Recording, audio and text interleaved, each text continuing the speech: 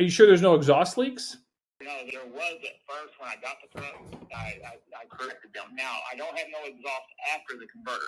How far away is the exhaust that comes out of the converter away from the last oxygen sensor? Right there.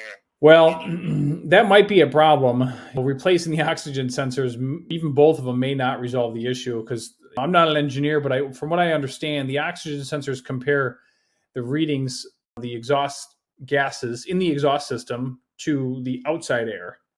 So if you have the exhaust is just not exited to the back of the vehicle, it's right there. So that could affect the readings as far as I'm aware of.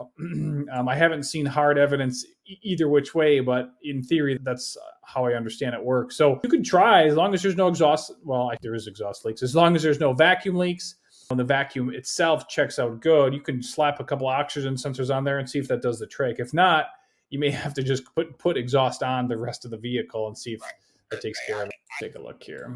49 PSI plus or minus 2 PSI. All right. Well, I'll check these things out and see what I come up with then.